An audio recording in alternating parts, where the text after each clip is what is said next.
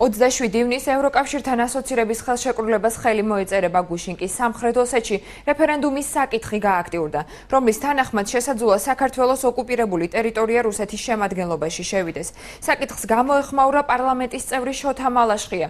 დეპუტატი მიიჩნევს, რომ ოკუპირებულ ტერიტორიაზე მოვლენები რუსეთის ნების მიხედვით ვითარდება. თუმცა ირწმუნება, რომ ასოცირების ხელშეკრულების ხელმოწერა იმდენად ახლოსაა, რომ მას ვერც რუსეთის და ვერც საქართველოს ამჟამინდელი ხელისუფლება შეაჩერებს.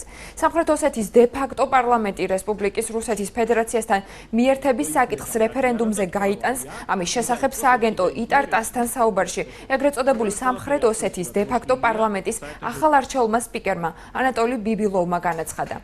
ოსეთში შესაძლო რეფერენდუმის ჩატარებასთან დაკავშირებით განცხადება გაავრცელა საქართველოს საგარეო საქმეთა სამინისტრომ. ნებისმიერი რეფერენდუმი თუ არჩევნები, რომელიც ოკუპირებულ ტერიტორიებზე ჩატარდება, წარმოადგენს უკანონო აქტს, ნათქვამია განცხადებაში. ფაქტს გამოეხმაურა საქართველოს შინაგან საქმეთა მინისტრი ალექსანდრე ჭიკაიძე.